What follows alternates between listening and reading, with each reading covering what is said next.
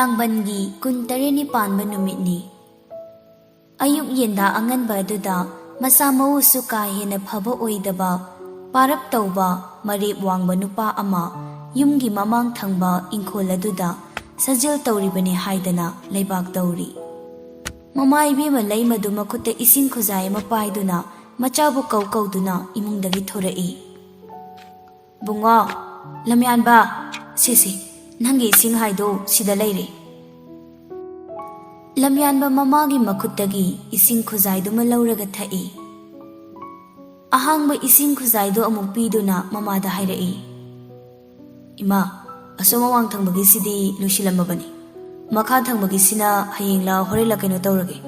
ꯑꯩ ꯊꯕꯛ ꯆꯠꯀꯗꯕꯁꯨ ꯂꯩ, ꯉꯁꯤ ꯂꯣꯏꯁꯤꯟꯕ ꯉꯝꯗꯧ ꯃꯥꯟꯗꯦ꯫ ꯌꯥꯔꯦ, ꯉꯁꯤ ꯑꯌꯨꯛꯀꯤ ꯏꯆꯥꯅꯅꯦ ꯏꯃꯥꯒꯤ ꯃꯇꯦꯡ ꯄꯥꯡꯕꯤꯔꯤꯁꯦ ꯁꯥꯖꯦꯜꯁꯨ ꯑꯣꯏꯕ ꯌꯥꯝ ꯐꯔꯦ, ꯏꯆꯥꯅ ꯁꯪꯕ ꯅꯨꯃꯤꯠ ꯑꯃꯗ ꯇꯧꯔꯒ ꯂꯣꯏꯔꯦꯗꯅ, ꯂꯣꯏꯁꯤꯜꯂꯣ ꯊꯦꯡꯈ꯭ꯔꯅꯤ꯫ ꯍꯥꯏ, ꯉꯥꯏꯈꯣꯅꯦ ꯅꯪꯕꯣ, ꯀꯥꯏ ꯆꯠꯇꯧꯔꯤꯕꯅꯣ, ꯅꯪꯅ ꯆꯠꯀꯅꯤ ꯍꯥꯏꯔꯤ ꯊꯕꯛꯇꯨꯅ? ꯍꯥꯏ, ꯂꯥꯞꯅ ꯀꯥꯗꯤ ꯆꯠꯊꯣꯛꯈꯤꯅꯨꯀꯣ, ꯑꯦꯛꯖꯥꯝꯒꯤ ꯐꯣꯔꯝ ꯐꯤꯜ ꯑꯞ ꯇꯧꯔꯒꯗꯕꯅꯤꯗ, ꯀꯩꯁꯨ ꯀꯨꯏꯔꯣꯏ, ꯍꯣꯔꯦꯟ ꯄꯨꯡ 9:30 ꯑꯗꯨꯋꯥꯏꯗ ꯇꯞꯅ ꯂꯣꯏꯁꯤꯜꯂꯒ ꯊꯣꯛꯂꯛꯅꯕ ꯇꯧꯒꯦ, ꯍꯧꯖꯤꯛ ꯉꯥꯏꯍꯥꯛꯄꯨꯗꯤ ꯑꯋꯥꯡ ꯂꯩꯀꯥꯏ ꯐꯥꯎꯗꯪ ꯆꯠꯂꯨꯒꯅꯤ꯫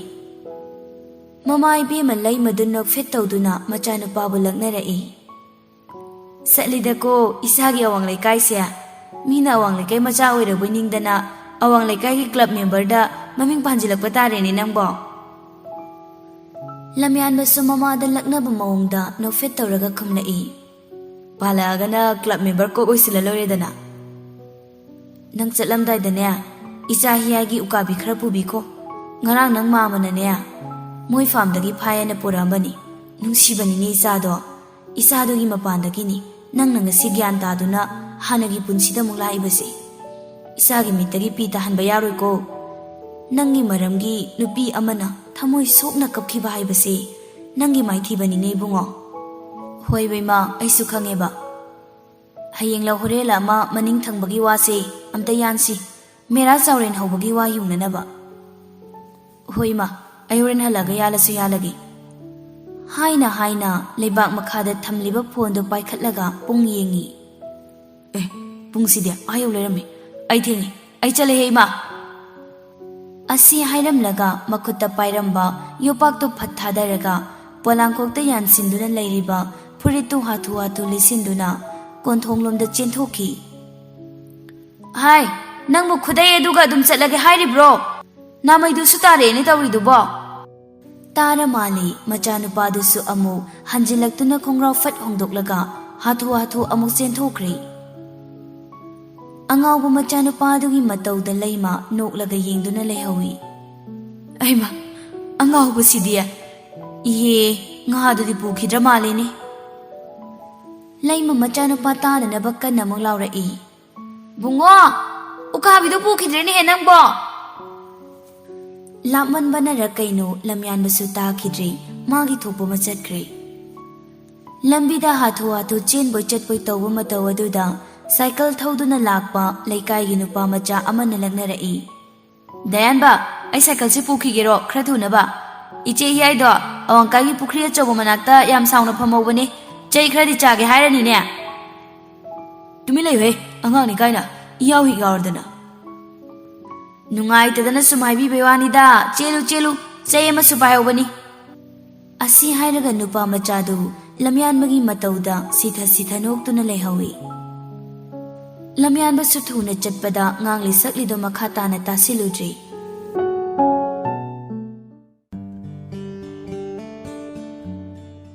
ꯂꯤꯔꯤ ꯁꯤꯠꯄ ꯅꯥꯃꯤꯕ ꯃꯥꯅ ꯍꯧꯍꯟꯕ ꯂꯥꯏꯖ ꯏꯄꯣꯝꯗꯨꯒ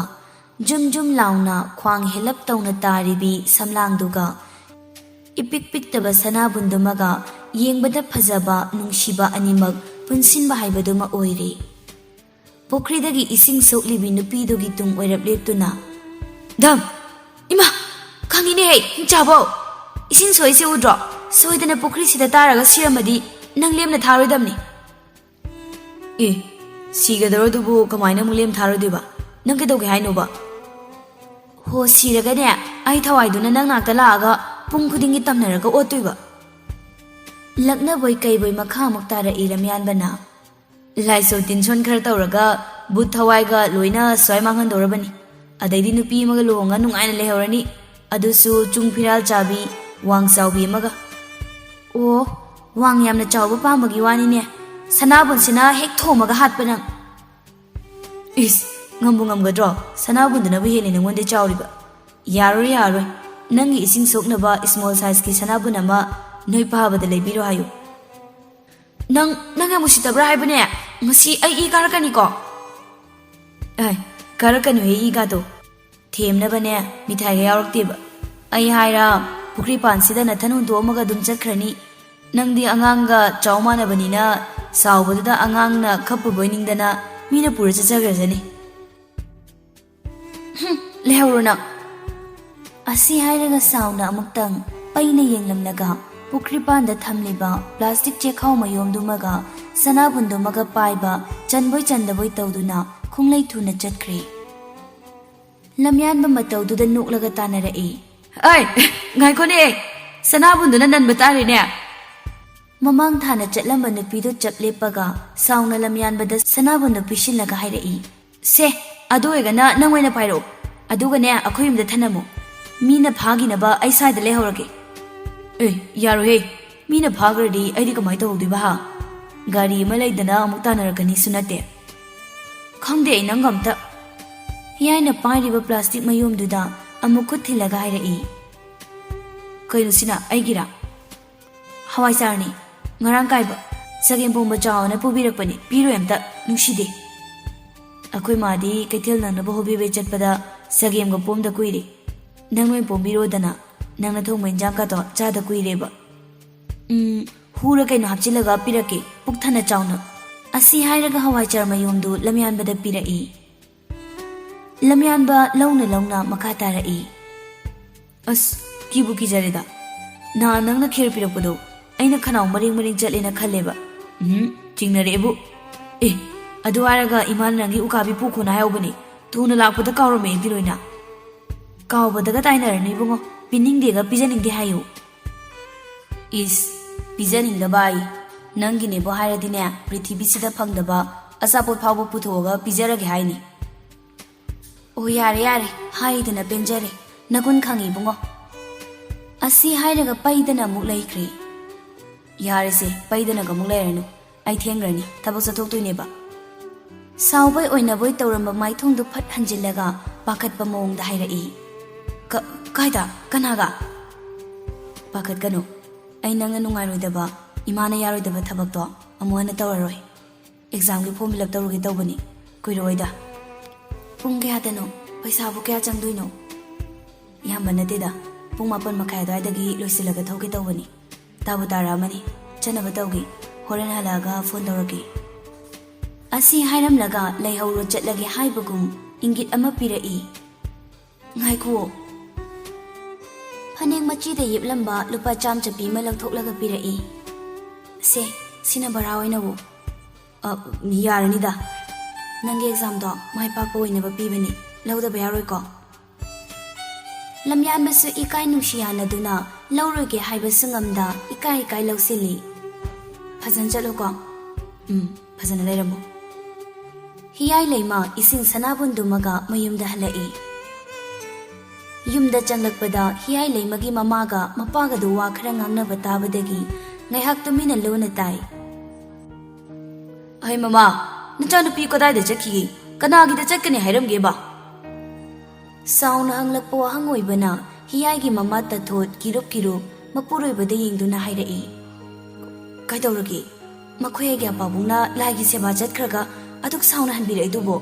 ꯑꯩꯈꯣꯏ ꯕꯦꯝꯃꯅ ꯀꯩꯗꯧꯔꯦ ꯍꯥꯏꯅꯣ ꯅꯪ ꯆꯩ ꯂꯩꯔꯕꯅꯤꯀꯣ ꯅꯪ ꯍꯥꯏꯕꯤꯗꯦ ꯍꯥꯏꯁꯅꯨ ꯍꯣ ꯑꯗꯨ ꯀꯔꯤ ꯇꯧꯔꯕꯒꯦ ꯍꯥꯏꯕꯗꯨꯃꯗꯤ ꯈꯪꯍꯟꯕꯤꯌꯨꯗꯅ ꯏꯆꯥ ꯍꯤꯌꯥꯏ ꯀꯩꯗꯧꯔꯦ ꯍꯥꯏꯕꯅꯣ ꯅꯪ ꯑꯩꯅ ꯃꯈꯥ ꯂꯩꯀꯥꯏꯒꯤ ꯅꯤꯁꯥ ꯆꯥꯕ ꯃꯐꯝ ꯃꯔꯥꯡ ꯈꯪꯗꯕ ꯅꯨꯄꯥ ꯃꯆꯥꯗꯨꯒ ꯅꯆꯥꯅꯨꯄꯤꯒ ꯂꯣꯏꯅꯍꯟꯒꯅꯨ ꯇꯤꯟꯅꯍꯟꯒꯅꯨ ꯍꯥꯏꯕ ꯅꯠꯇ꯭ꯔꯣ ꯂꯩꯀꯥꯏ ꯃꯌꯥꯝꯅ ꯆꯤꯕꯣꯟ ꯉꯥꯡꯅꯔꯤꯁꯤ ꯅꯪ ꯅꯅꯥꯗꯣ ꯇꯥꯗꯦ ꯅꯪ ꯅꯅꯥꯗꯣ ꯇꯥꯗꯕ꯭ꯔꯥꯕ ꯍꯥꯟꯅ ꯆꯥꯔꯝꯕꯒꯤ ꯋꯥꯅꯤ ꯍꯧꯖꯤꯛꯇꯤ ꯋꯥꯈꯜꯂꯣꯟ ꯊꯣꯛꯅ ꯇꯥꯈ꯭ꯔꯦ ꯑꯦꯛꯖꯥꯝ ꯃꯌꯥꯝ ꯑꯃ ꯊꯥꯗꯅ ꯃꯊꯪ ꯍꯣꯠꯅꯖꯔꯦꯗꯅ ꯃꯆꯥꯅꯨꯄꯤꯒꯤ ꯃꯤꯆꯪ ꯆꯪꯕ ꯃꯥꯅ ꯈꯨꯝꯂꯛꯄ ꯄꯥꯎꯈꯨꯝ ꯑꯗꯨꯗ ꯃꯄꯥ ꯏꯕꯨꯡꯉꯣ ꯖꯨꯒꯦꯁꯣꯔ ꯁꯥꯎꯕꯅ ꯃꯩ ꯍꯧꯈ꯭ꯔꯦ ꯏꯆꯝ ꯆꯝꯅ ꯇꯤꯟꯅꯕ ꯑꯣꯏꯔꯕꯗꯤ ꯑꯩꯁꯨ ꯁꯤꯌꯧꯅ ꯁꯥꯎꯔꯝꯃꯣꯏꯅꯦ इसा ब्राह्मण ओइजरबसु lining लाइसोन मानदब इमुंगा ngaisen oinabada ikaiba karisu leitiye nisa chaba pu pang sudaba mathong maram khangdaba imungdugadi ngaisen oiba hinadine ai oiningdene mama isam samna tina jaboiramganida makhoi gyana du yamna khanjanmi dubu kaigino tathot nang mamani nangna khangpham thokpani aina poiba ichagi mihul ai chap chana khangine adu boba kanana kari haijalakpagino haiwadi makhoi pabungna lakpaga garam tawbiri sibo garam tawbagi wana dine hana hayobagi wani pukri achobo manaktu da nupa macha duga nacha nupi sagen biduga lehobdo aigi imit sidorabani ne hey aidi ne haibi de haisini aina pamdaba thodok tholaklabadi aibu phatte hainu ko nama na jana khoyani jeksalu aibu phatte haigano haisini asi hairam laga sauna lengyadu phatkan laga imung lomda sangkhre hiyai nakal amada lumduna tarambadagi tumin thoraktuna imungda changkhige tawbada mama ta thona khamlai ngai ko nangbu kadai chaluge ba napana pamdaba thabak tawnu haiba simadi nang yaba kawba laikhidrabanida adugi drug saba nupa du natradi nang nupa amta leitraba haiba ima mi amagi asoibase semtoklaga loina yabani ma hana mayai kabani sa sijanarame ado hojikti tawdri gyan tari mi amagi punsibu amuktang soikre haidana samas asidagi inthokutuna thambagi chatnabido nasa yawjaningdi wapam si hairam laga hiyai lema sakhumlomda changkhre mapuroiba madi machanupi anigi mihul chapchana khangba mamadu upai leita machanupi de yengduna leptuna lehawi kayadani yengune mase khangdreda mapa maki sakri makne masa maki maraine mapa macha chap hekmane mathangi numitni lamyan mayumgi maning ingkholdagi mera wayungnabagi damak wa phajaba khanduna yali tanjadu da lamyan bagi mapa ke sodu thongalomdagi sauna changlaktuna mama leimaga kari kari no wari khara ngangnei adu da khangdi aidi yumpham se bandok thamlani leimana kari no ne imaga baji gana aigi mingda pandona thamlamba ingkhol sibu nangna bandok thamni haraga aine hekta yaradro lamgi sanangdi ne lamda dum layu yumlang mirakta lakpi gano angang nu bina uraga ne akiba pokani imaga baji gana nangi mingda palabasu nang aigi nu pini nangi yumpham da aina tawniwa khushi tawbada nangna thingmagi ra leiti aduk nungaina phura dalanda atombi duga leirabaduda himai chagi sitharaba khangpuk sangsida mu mi hobiri sipo kaigino adu nangna hangbagi mathau tadine mase aigi siyumni aigi saruk yauri laira chudana binangna aingonda du hangbagi karino thautage haina leimagi makutu phabu chingoi tawduna mana purakliba se aduda nampu sapudana soi tawhanaba hotnei wa yalubagi singjangdu mapairaga lamyanba chenthoraktuna mamagi makutu taphai kesobusu inthoi aduga khudomi singduna laurai ayema ichau sauna leiraga nangni imabu namhatpa yabra mi oina poga mi oibagi sor hondaba mi oibagi wakhal chendaba nangdi mafam sida lakanu hey nang kai khangiya nisa saba drug saba nang kai khange thakka khangdaba saradana apokpana pai ngon hangana khumabani ne ha pidat padat ba mathong maram khangdaba thaksi khasi naidaba singsidiya kanagi mapa nangbu pabung haina kaubada matik chaba mirane kausu kaurakti nanggu mami amada aina pabung kaugadaba nate akhoiga nanga mari amata leinade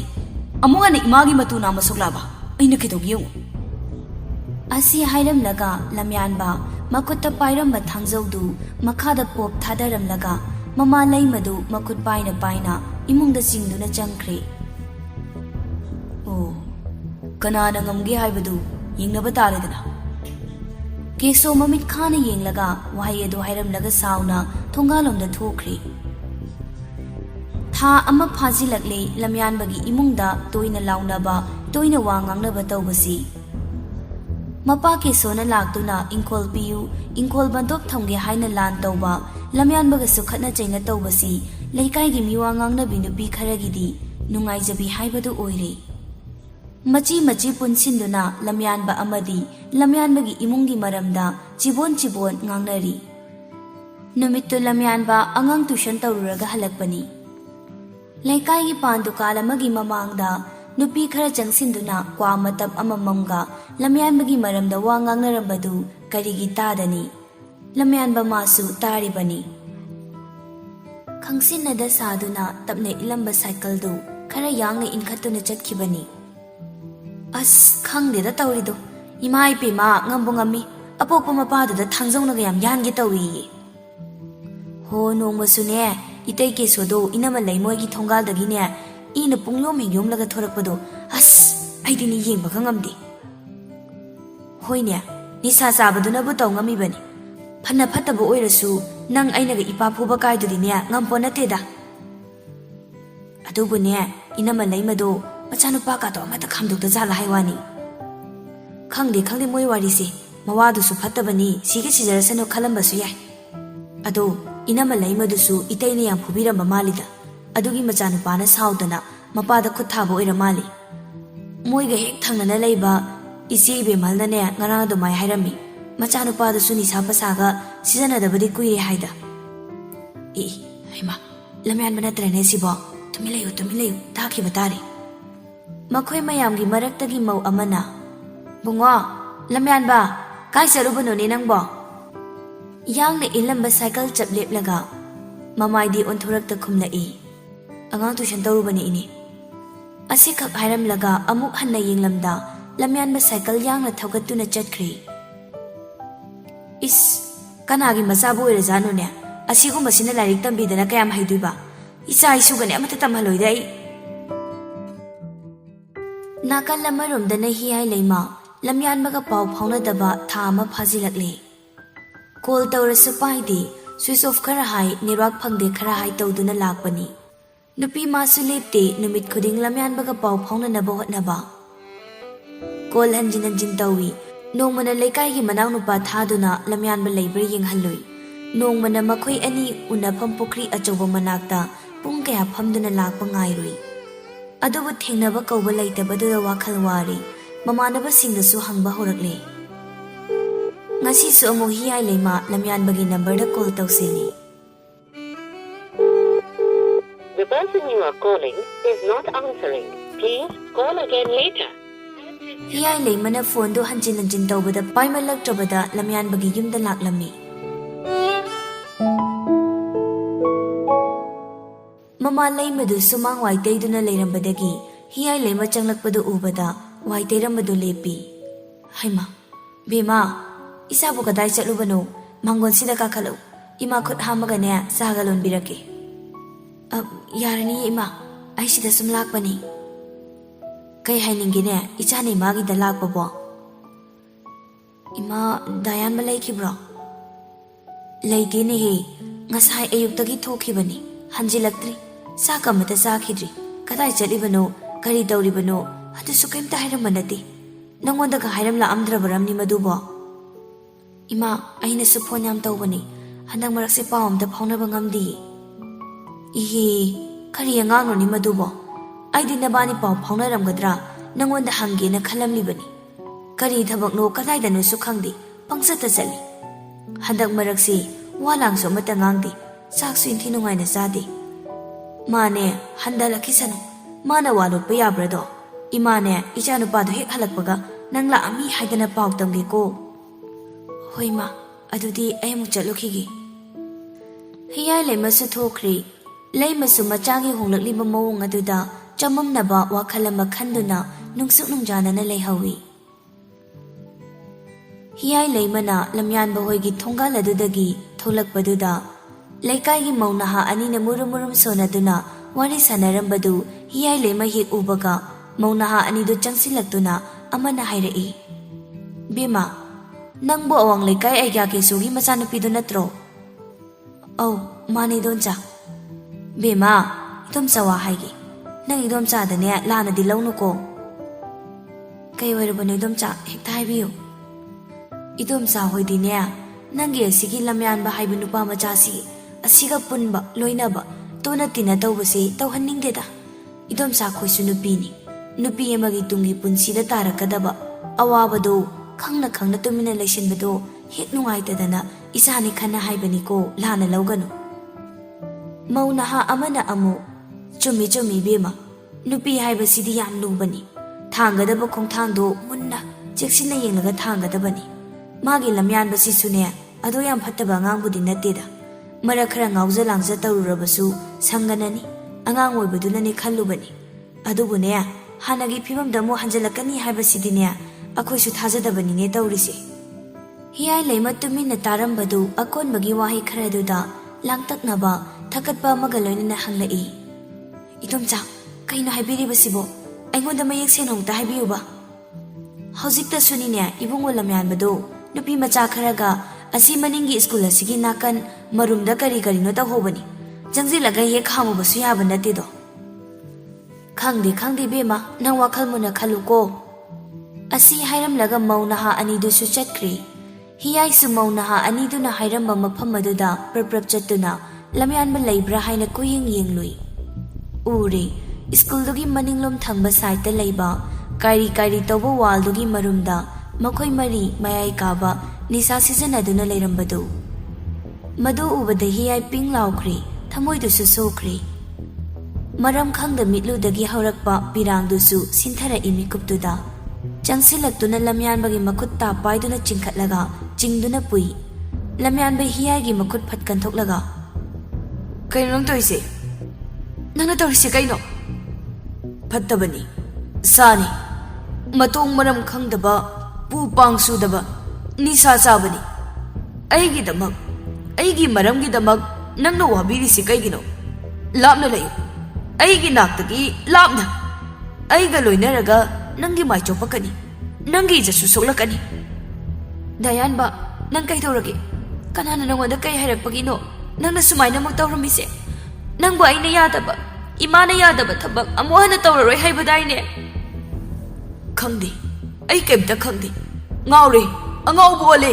ai ne sumaina tawrisi kaigino hiai ai masigi lambi sida khong amuk ana thangjilaroi khalambani adubu karamna thangjinkhibano khangaudre ai ngaure lairebi ima adugi phanek pawba ai uran khibane iyam wari nafamda ngakpi pham thoktraba irala man langsinba gumna su tawre mayamna hainariba fattaba macha haibado ai oire mani अइदी ममा मपा वानबा पोको मचाने दयानबा नंग अदुम आइ हाइगनु नंगबा हानगी पुनसिदा अइना अमुहना पुरकनी दयानबगी मरमदा ngangnariba mipum khudingmakta aranbani haina अइना उtkani ये हियाय लमयानबाबु थिमजिनबिदुना मयुमदा चंगहनख्रे लमयानबगी ममागा तानादुना लमयानबाबु rehabilitation centre दे थमख्रे पुंगजा कया नुमित कया खुथेकना थेकना हौख्रे नुंसीबा मागी सक्तम से उबा फंगद्री पामुबी मागी खोंजेल सु ताबा फंगद्री ngaइबा हाइबसिना मथौ ओइख्रे नुपी मागी नुपा मासु कन्ना होटनाजै मसाना थांजिलुबा फट्रबा लंबी अदुदगी थोलकपा ngamnaba नुंसीबगी खोंजेल अमदी सक्तमबुसु लेपा लैता निंगसिंगी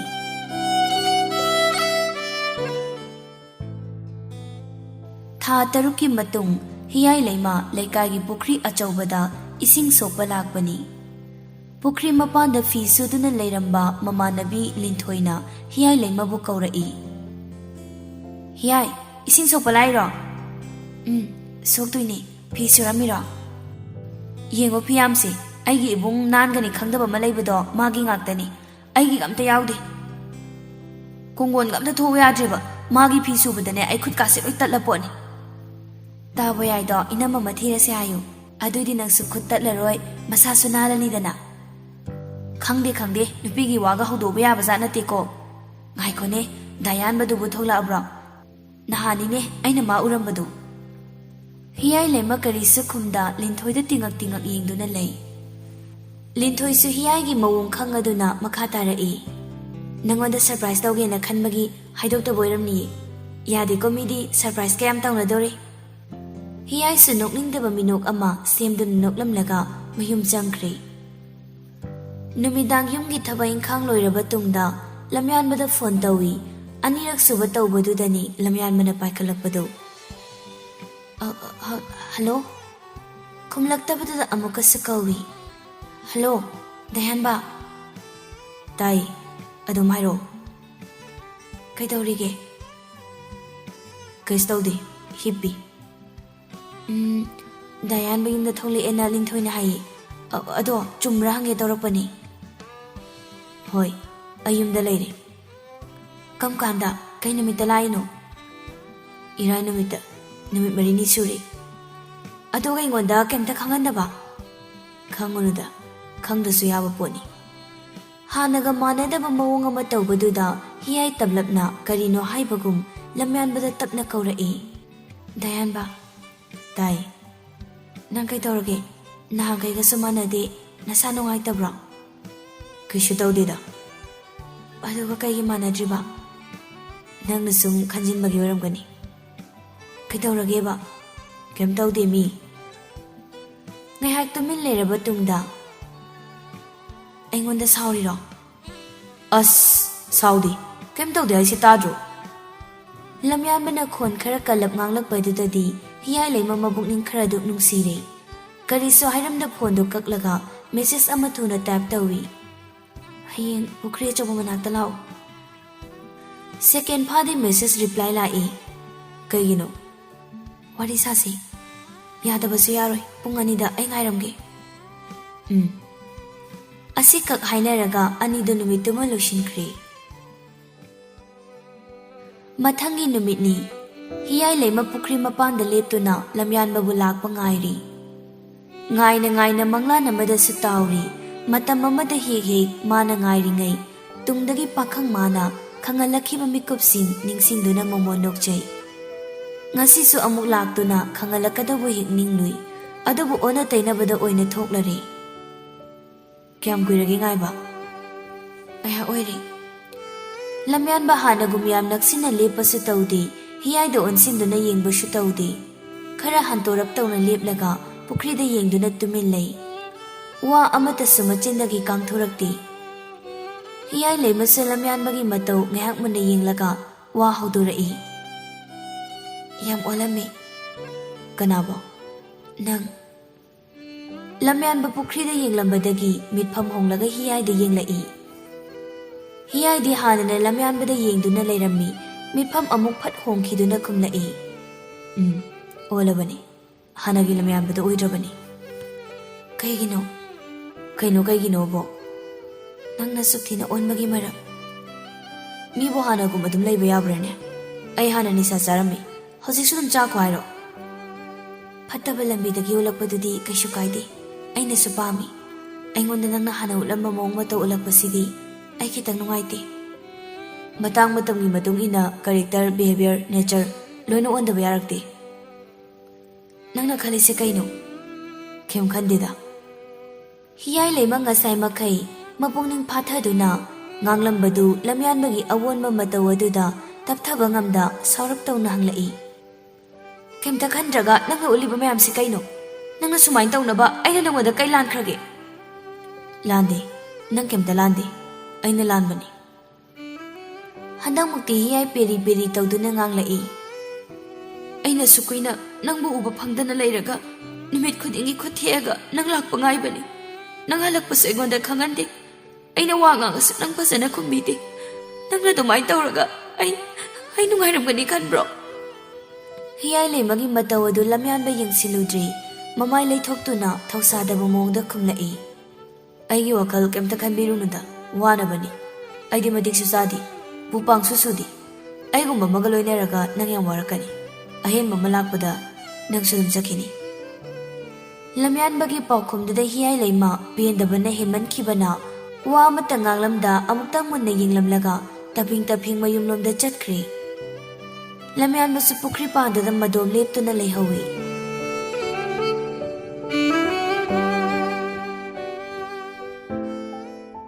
ꯍꯤꯌꯥꯏ ꯂꯩꯃꯅ ꯃꯌꯨꯝ ꯌꯧꯔꯛꯄꯗ ꯌꯨꯝꯒꯤ ꯁꯣꯐꯥ ꯀꯥꯗ ꯅꯨꯄꯤ ꯈꯔꯒ ꯃꯥꯒꯤ ꯃꯃꯥ ꯇꯥꯇꯣꯠꯀ ꯄꯨꯟꯅ ꯅꯣꯛ ꯅꯣꯛꯇꯨꯅ ꯋꯥꯔꯤ ꯁꯥꯗꯨꯅ ꯂꯩꯔꯝꯃꯤ. ꯍꯤꯌꯥꯏ ꯂꯩꯃ ꯍꯥꯏꯐꯦꯠ ꯅꯣꯛꯂꯝꯂꯒ ꯀꯔꯤꯁꯨ ꯍꯥꯏꯔꯝꯗ ꯃꯥꯒꯤ ꯀꯥꯗ ꯆꯪꯈ꯭ꯔꯦ. ꯍꯧꯖꯤꯛꯀꯤꯗꯨꯕꯨ ꯏꯆꯥꯅꯨꯄꯤꯗꯨ ꯅꯠꯇ꯭ꯔꯣ? ꯃꯥꯅꯤ. ꯃꯉꯥꯎ ꯑꯣꯟꯊꯣꯛꯅ ꯊꯤꯈ꯭ꯔꯕ. ꯃꯊꯟꯇꯒ ꯑꯣꯏꯔꯦꯗꯣ. ꯃꯤꯀꯧ ꯃꯤꯔꯝꯒ ꯈꯪꯖꯕꯖꯥꯠ ꯅꯠꯇꯦꯗ. ꯏꯅꯥꯎ, ꯑꯩꯗꯤꯅꯦ ꯊꯕꯛꯁꯦ ꯑꯣꯟꯊꯣꯛꯅ ꯊꯨꯅ ꯍꯦꯛ ꯊꯣꯛꯍꯟꯅꯤꯡꯕ ꯍꯥꯏꯗꯣ ꯑꯣꯏꯔꯦꯗ. ꯏꯃꯧ ꯑꯣꯏꯗꯧꯔꯤꯁꯤ ꯍꯦꯛ ꯎꯕꯗꯒꯤꯅꯦ ꯃꯇꯝꯒ ꯑꯃꯠꯇ ꯊꯤꯟꯊꯍꯟꯅꯤꯡꯗ꯭ꯔꯦ ꯍꯥꯏꯋꯥꯅꯤ. 'ꯑꯁꯤ ꯍꯥꯏꯔꯒ ꯃꯈꯣꯏ ꯄꯨꯟꯅ ꯅꯣꯛꯃꯤꯟꯅꯩ꯫ ꯂꯥꯛꯃꯤꯟꯅꯕ ꯃꯧ ꯑꯍꯜ ꯑꯃꯅ ꯑꯃꯨꯛ ꯃꯁꯛ ꯀꯥꯗꯨꯅ ꯑꯣꯟꯊꯣꯛꯅ ꯅꯨꯡꯁꯤꯔꯤꯕ ꯁꯥꯒꯩꯒꯤ ꯏꯃꯧ ꯑꯍꯟ ꯑꯣꯏꯕꯗ ꯆꯞ ꯍꯦꯛ ꯆꯥꯅ ꯊꯣꯛꯑꯅꯤꯗꯣ ꯃꯄꯥꯒꯁꯨ ꯇꯥꯟꯅꯖꯔꯛꯈꯤꯒꯦ ꯅꯨꯃꯤꯠ ꯊꯥꯗꯨꯅ ꯃꯣꯏ ꯅꯨꯄꯥ ꯑꯍꯜ ꯃꯁꯦꯟ ꯃꯥꯏꯅ ꯍꯦꯛ ꯇꯥꯟꯅꯖꯔꯖꯅꯤ ꯍꯣꯏꯅꯦ ꯍꯣꯏꯅꯦ ꯑꯩꯗꯤꯅꯦ ꯏꯃꯧꯁꯦ ꯑꯩꯒꯤ ꯌꯨꯝꯗ ꯑꯩꯅ ꯍꯦꯛ ꯄꯣꯛꯆꯕ ꯏꯆꯥ ꯅꯨꯄꯤꯗꯧꯅ ꯂꯥꯠꯆꯗꯧꯔꯤꯕꯅꯤꯀꯣ ꯏꯆꯥ ꯅꯤꯉꯣꯜꯁꯨ ꯌꯥꯎꯕ ꯅꯠꯇꯦꯗꯣ ꯏꯕꯦꯝꯃ ꯍꯣꯏꯅ ꯏꯆꯥꯒ ꯄꯤꯊꯣꯛꯅꯤꯡꯗ ꯈꯣꯠꯇ ꯇꯧꯕꯒ ꯌꯥꯔꯣꯏꯀꯣ ꯏꯅꯝꯃꯅ ꯏꯅꯥꯎꯒꯤ ꯃꯐꯝꯗꯒꯤꯅꯦ ꯏꯆा ꯅꯨꯄꯤꯁꯦ ꯐꯤꯒꯥꯎ ꯁꯥꯅ ꯅꯤꯖꯔꯕꯅꯤ ꯍꯧꯖꯤꯛꯃꯛ ꯍꯦꯛꯇ ꯑꯩꯒꯤ ꯌꯨꯝꯗ ꯄꯨꯅꯤꯡꯕ ꯀꯥꯏꯗꯣ ꯑꯣꯏꯔꯕꯅꯤ ꯑꯩꯗꯤ ꯀꯗꯥꯏꯗꯒꯤ ꯑꯗꯨꯃꯥꯏꯅꯒ ꯇꯧꯖꯂꯥꯛꯆꯔꯣꯏꯀꯣ ꯏꯅꯝꯃ ꯃꯈꯣꯏ ꯃꯔꯤ ꯃꯉꯥ ꯅꯣꯛꯅꯣꯛꯇꯅ ꯋꯥꯔꯤ ꯁꯥꯟꯅꯩ ꯍꯤꯌꯥꯏ ꯂꯩꯃꯅ ꯃꯥꯒꯤ ꯀꯥ ꯃꯅꯨꯡꯗ ꯋꯥꯈꯜ ꯊꯣꯛꯇ ꯐꯝꯂꯤ ꯁꯥꯟꯅꯔꯤꯕ ꯋꯥꯔꯤꯗꯣ ꯍꯥꯏꯐꯦꯠꯁꯨ ꯇꯥꯕꯅ ꯊꯣꯛꯂꯒ ꯀꯧꯔꯨ ꯈꯣꯠꯂꯨꯕꯁꯨ ꯇꯧꯅꯤꯡꯗ꯭ꯔꯤ ꯂꯥꯛꯂꯝꯕ ꯃꯤꯁꯤꯡꯗꯨ ꯆꯠꯈ꯭ꯔꯕ ꯇꯨꯡ ꯇꯊꯣꯠ ꯃꯆꯥꯅꯨꯄꯤꯒꯤ ꯀꯥꯗ ꯆꯪꯂꯛꯇꯨꯅ ꯃꯆꯥꯅꯨꯄꯤꯒꯤ ꯃꯅꯥꯛꯇ ꯇꯞꯅ ꯐꯝꯊꯩ ꯃꯆꯥꯅꯨꯄꯤꯒꯤ ꯃꯁꯝꯗꯨꯗꯁꯨ ꯍꯥꯏꯐꯦꯠ ꯅꯥꯟꯊꯕꯤꯗꯨꯅ ꯍꯥꯏꯔꯛꯏ ꯕꯦꯝꯃ ꯌꯦꯡꯉꯣꯏ ꯍꯧꯖꯤꯛ ꯂꯥꯛꯑꯝꯃꯤꯕꯗꯣ ꯅꯪ ꯄꯥꯕꯨꯡꯒꯤ ꯃꯃꯥꯟꯅꯕꯅꯤ ꯃꯅꯤꯄꯨꯔꯒꯤ ꯃꯃꯤꯡ ꯂꯩꯔꯕ ꯕ꯭ꯔꯥꯍ꯭ꯃꯟ ꯑꯩꯒ꯭ꯌꯥ ꯆꯥꯎꯊꯣꯏꯗꯣ ꯑꯗꯨꯒꯤ ꯏꯃꯨꯡꯅꯤꯗꯣ ꯑꯩꯒ꯭ꯌꯥꯅ ꯅꯪꯕꯨ ꯃꯃꯧ ꯑꯣꯏꯖꯔꯒꯦ ꯍꯥꯏꯗꯅ ꯍꯥꯏꯕ ꯂꯥꯛꯑꯝꯃꯤꯕ ꯅꯨꯄꯥ ꯃꯆꯥꯗꯨꯁꯨꯅꯦ ꯍꯧꯖꯤꯛ ꯃꯅꯤꯄꯨꯔ ꯌꯨꯅꯤꯚꯔꯁꯤꯇꯤꯗ ꯑꯦꯁꯤꯁꯇꯦꯟꯠ ꯄ꯭ꯔꯣꯐꯦꯁꯔ ꯑꯣꯏꯗꯨꯅ ꯂꯩꯌꯦ ꯃꯆꯥꯅꯨꯄꯥꯁꯨ ꯃꯊꯟꯇꯅꯤ ꯃꯆꯥ ꯅꯤꯉꯣꯜꯁꯨ ꯌꯥꯎꯖꯕ ꯅꯠꯇꯦ ꯃꯆꯥꯗꯧꯅ ꯊꯝꯖꯔꯒꯦ ꯍꯥꯏꯗꯅ ꯐꯤꯒꯥꯎ ꯁꯥꯅ ꯅꯤꯔꯝꯂꯤꯕ ꯏꯃꯥꯒꯤꯁꯨ ꯅꯪ ꯅꯊꯟꯇꯅꯤ ꯅꯪꯅ ꯅꯨꯡꯉꯥꯏꯅ ꯂꯩꯕꯗꯣ ꯏꯃꯥꯈꯣꯏꯁꯨ ꯄꯥꯝꯃꯤ ꯃꯤꯠꯅ ꯈꯣꯡꯅꯁꯨ ꯎꯕ ꯃꯇꯤꯛꯁꯨ ꯆꯥꯕ ꯅꯪꯕꯨꯁꯨ ꯂꯨꯅ ꯇꯧꯕꯤꯒꯗꯕ ꯃꯐꯝ ꯑꯗꯨꯗ ꯅꯄꯥꯕꯨꯡꯗꯁꯨ ꯃꯇꯝ ꯂꯦꯞꯅꯅꯕ ꯇꯧꯔꯁꯤꯗꯅ ꯍꯥꯏꯔꯒ ꯂꯩꯔꯕꯅꯤ ꯍꯤꯌꯥꯏ ꯂꯩꯃ ꯉꯁꯥꯏ ꯃꯈꯩ ꯀꯞꯅꯤꯡꯗꯨꯅ ꯂꯩꯔꯝꯕꯅꯤ ꯃꯃꯥꯒꯤ ꯋꯥꯗꯨ ꯇꯥꯕꯗ ꯎꯄꯥꯏꯁꯨ ꯂꯩꯇꯦ ꯈꯥꯝꯕꯁꯨ ꯉꯝꯗ ꯃꯄꯤ ꯁꯤꯟꯊꯩ ꯏꯃꯥ ꯀꯩꯒꯤꯅꯣ ꯅꯣꯏꯅ ꯑꯩꯒꯤ ꯑꯌꯥꯕꯁꯨ ꯌꯥꯎꯗꯅ ꯁꯨꯃꯥꯏꯅ ꯇꯧꯔꯤꯁꯦ ꯑꯩ ꯌꯥꯕ ꯉꯝꯃꯣꯏ ꯏꯆꯥ ꯊꯣꯏꯕꯤꯌꯥ ꯅꯪ ꯋꯥꯈꯜ ꯃꯨꯟꯅ ꯈꯜꯂꯨ ꯅꯪꯒꯤ ꯐꯅꯕꯅꯤꯅꯦ ꯅꯪꯒꯤ ꯄꯥꯕꯨꯡꯅ ꯁꯤꯜꯂꯤꯕꯁꯦ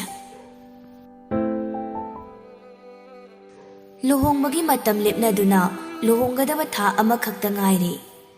ꯍꯤꯌꯥꯏ ꯂꯝꯌꯥꯟꯕꯒ ꯄꯥꯎ ꯐꯥꯎꯅꯕꯁꯨ ꯉꯝꯗ꯭ꯔꯤ ꯐꯣꯟ ꯇꯧꯔꯁꯨ ꯄꯥꯏꯗꯦ ꯎꯅꯁꯦꯅ ꯄꯥꯎ ꯄꯤꯔꯕꯁꯨ ꯂꯥꯛꯇꯦ ꯉꯥꯏꯕ ꯌꯥꯕ ꯉꯥꯏꯔꯒ ꯂꯥꯛꯃꯟꯗꯗꯅ ꯃꯗꯣꯝ ꯇꯨꯃꯤꯟꯍꯟꯈꯤꯕꯁꯨ ꯌꯥꯎꯔꯦ ꯃꯇꯝ ꯈꯔ ꯂꯩꯔꯒꯗꯤ ꯂꯝꯌꯥꯟꯕꯒꯤ ꯀꯣꯜꯁꯨ ꯆꯠꯈꯤꯗ꯭ꯔꯤ ꯃꯦꯁꯦꯖ ꯃꯌꯥꯝ ꯑꯃ ꯊꯥꯔꯕꯁꯨ ꯗꯦꯂꯤꯚꯔ ꯇꯧꯈꯤꯗ꯭ꯔꯤ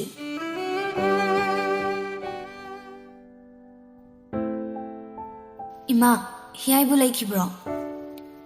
ꯍꯩꯃ ꯂꯤꯟꯊꯣꯏ ꯏꯆꯥ ꯂꯥꯛꯏꯕ꯭ꯔꯣ ꯂꯩꯕꯅꯤ ꯃꯥꯒꯤ ꯀꯥꯗ ꯂꯩꯔꯝꯒꯅꯤ ꯆꯪꯉꯣ ꯑꯧ ꯏꯃꯥ ꯑꯩꯁꯨ ꯇꯣꯏꯅ ꯂꯥꯛꯄ ꯉꯝꯗ꯭ꯔꯤ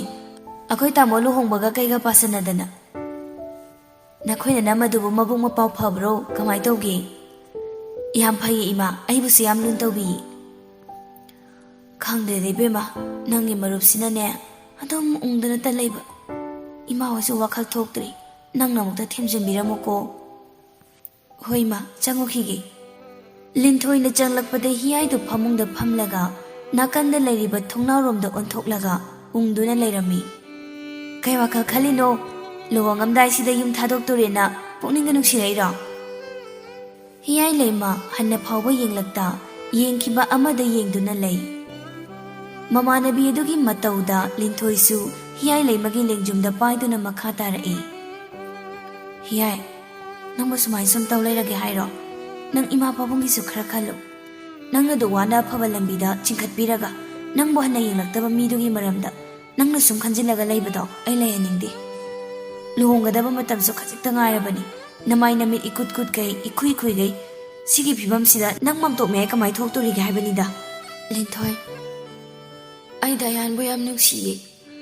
ꯃꯥ ꯅꯠꯇꯕ ꯑꯇꯣꯞꯄ ꯑꯃꯗ ꯑꯩ ꯀꯨꯟꯗꯣ ꯍꯨꯞꯄꯁꯨ ꯉꯝꯃꯣꯏꯌꯦ ꯃꯥꯒꯤꯗꯤ ꯑꯍꯦꯟꯕ ꯑꯃ ꯂꯩꯔꯤ ꯅꯪꯁꯨ ꯅꯪꯒꯤ ꯊꯣꯛꯄ ꯑꯍꯦꯟꯕ ꯑꯃ ꯂꯥꯛꯄꯗ ꯆꯠꯆꯈꯣꯅ ꯍꯥꯏꯔꯛꯑꯦ ꯍꯥꯏꯗꯥꯏꯅꯦ ꯑꯗꯨꯒꯨꯝꯕ ꯃꯤꯗꯨꯒꯤꯗꯃꯛꯇ ꯅꯪꯅ ꯅꯁꯥ ꯁꯣꯛꯀꯗꯕ ꯅꯠꯇꯦ ꯍꯧꯖꯤꯛꯇꯤ ꯃꯥꯒꯤ ꯄꯨꯛꯆꯦꯜ ꯅꯪ ꯈꯪꯉꯕ ꯅꯠꯇ꯭ꯔꯣ ꯌꯥꯝ ꯐꯔꯕꯅꯤ ꯍꯥꯟꯅ ꯁꯨꯃꯥꯏꯅ ꯑꯁꯦꯡꯕ ꯄꯨꯛꯆꯦꯜ ꯈꯪꯍꯧꯔꯤꯁꯤ ꯄꯤꯔꯥꯡꯅ ꯊꯨꯝꯍꯜꯂꯕ ꯃꯃꯤꯠ ꯑꯅꯤꯗꯨꯅ ꯂꯤꯟꯊꯣꯏꯗ ꯌꯦꯡꯗꯨꯅ ꯍꯥꯏꯔꯛꯏ ꯀꯨꯏꯔꯦ ꯃꯥꯒꯤ ꯈꯣꯟꯖꯦꯜ ꯇꯥꯈꯤꯗꯕ ꯇꯥꯕꯁꯨ ꯐꯪꯍꯟꯗ꯭ꯔꯦ ꯑꯃꯨꯛꯇꯪꯗꯤ ꯇꯥꯅꯤꯡꯉꯦ ꯑꯩ ꯃꯥꯒꯤ ꯈꯣꯟꯖꯦꯜ ꯇꯥꯗꯕ ꯌꯥꯝ ꯀꯨꯏꯔꯦ ꯐꯠꯃꯟꯗꯦ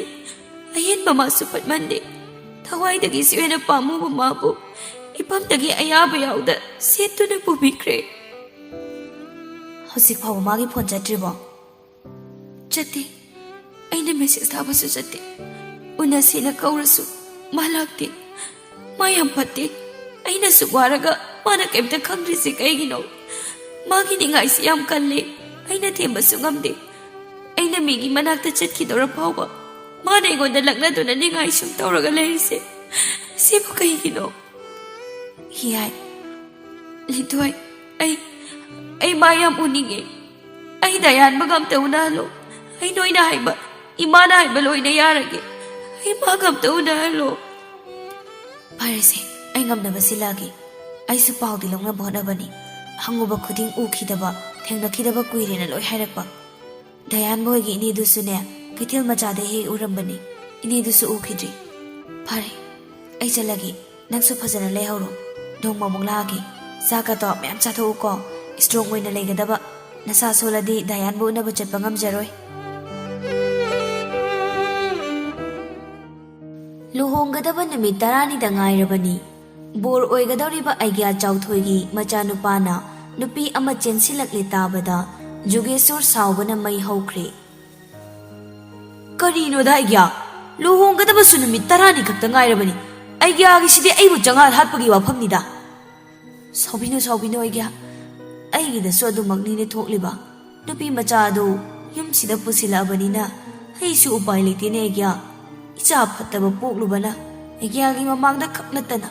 लेबाक मियामगी ममांगदसु आई अमुक अनमाई हाइगतुना चटपा ngamgani हाइबा थाजद्रे Jugeshwar साउना phone थमलगा तथोता हाइरई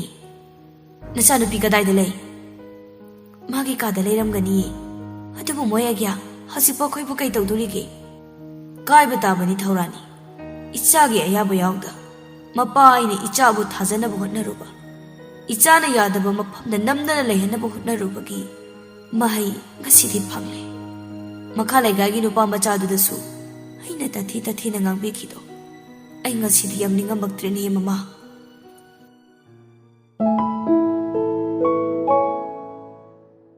tha ahumgi mamang lamyan mamayum da halakpa numit adudani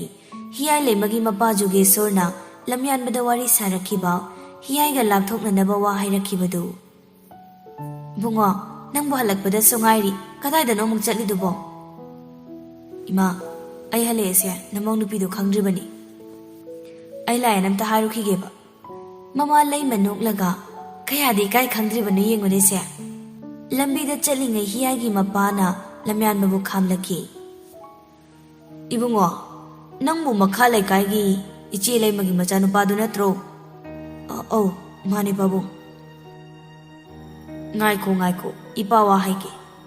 aigi ichanupi hiyai ga nanga tinai khangnai haiba ipa su khangi adobani nupa macha ichanupi si mathandani do aigi marup aiya chauthoi gi macha nupa ga su luhongna bawa lepna duna leire ipa di isa brahman oijarabasu dharma jat manadabaga ngai sen oinabada kishu ikaiba leite akaiba su leite adobane nisa chaba upang sudaba imungadi naksinaba pamdini aina harise naksu bab taramgani na khali aduna ichanupiga nanga hojik lainariba marise lapthoknaba ipa pami machabu nungaina leihaningdaba mama mapadi prithvi sida leiramoina khali ipa na haribu wafamse nangmuna khaluko phare ipa amu chalukhige asi hairam laga jugeshwar sumagi lambi da chakre lamyan masu hiyagi manakta chatlamba adu lambi tangkhaidagi mamai leiduna mamai mamit imak maksina mayumda hanjilakhibani nakalama romdana lamyan mamana kuina pairuradraba switch off tawduna thamluraba phone hangduna yengi miss call message na pic thana leirami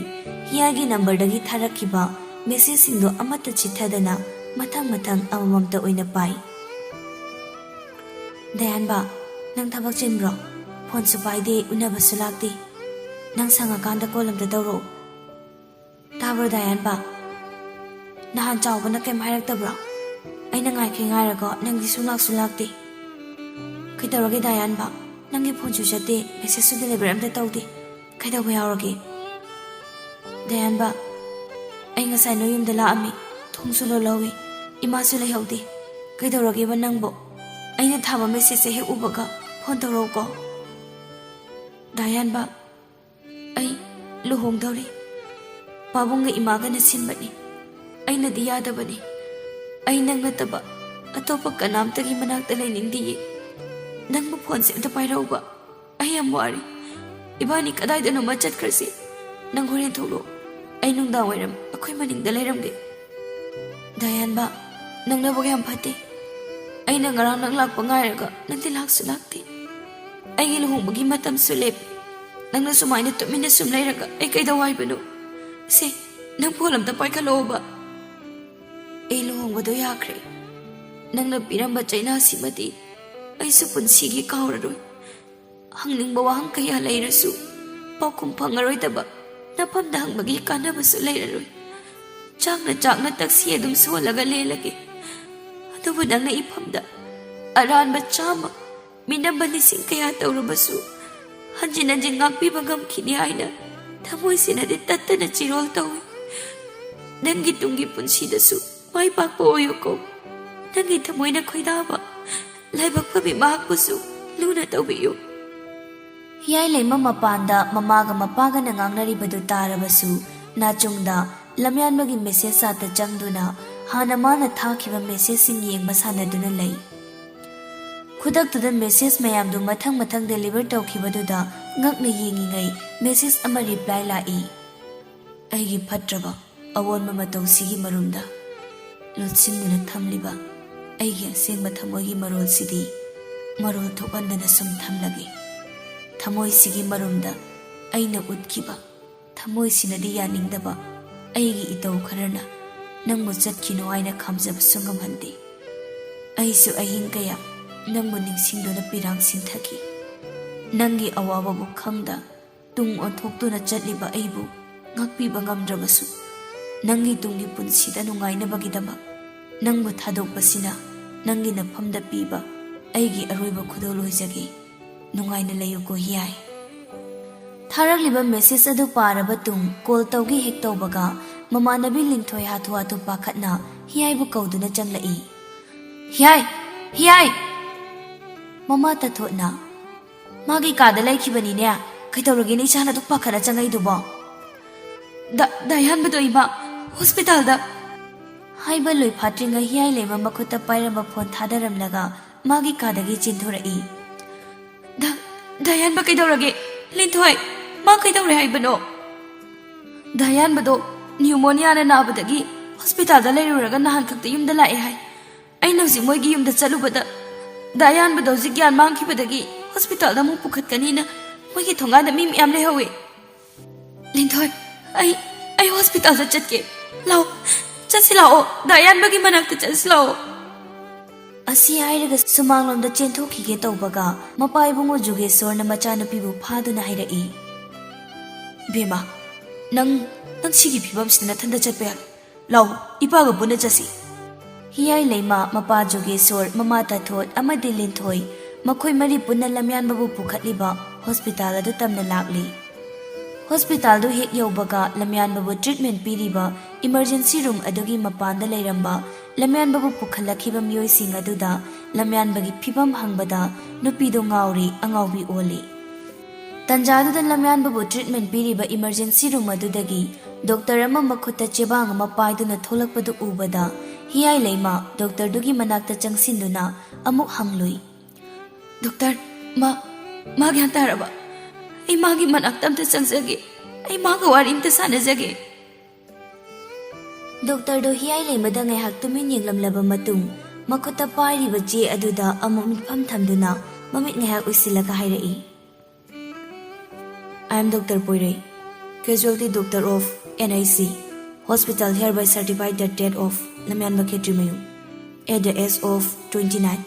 time of death 3:20 p.m. document number 787923 hiyai leimada mon silaktuna patient asi pneumonia ne haina diagnosis hek tawbaga aikoi gi base level da improve tawnaba hotnaduna lakhibani unfortunately prolonged drug user oirakpana fiom khralu badana kan mangam hautri sorry manung mapan naiba miyoi bani thamoina ama wakhalna ama pukningdana ama karamba lambi da chatkani khangda mai kai ngauna thangkiba khongthang dugi marumda thamoi gi oiba asengma marol dusu ꯆꯦꯛꯁꯤꯟꯅ ꯊꯝꯈ꯭ꯔꯦ꯫ ꯊꯃꯣꯏ ꯃꯥꯅ ꯐꯅ ꯈꯥꯝꯅꯕ ꯍꯣꯠꯅꯔꯕꯁꯨ ꯋꯥꯈꯜꯅ ꯏꯟꯁꯤꯟꯕ ꯃꯥꯏꯀꯩ ꯑꯗꯨꯗ ꯑꯗꯨꯃꯛ ꯆꯠꯈꯤꯕꯅꯤ ꯃꯥꯏꯀꯩ ꯉꯥꯎꯅ꯫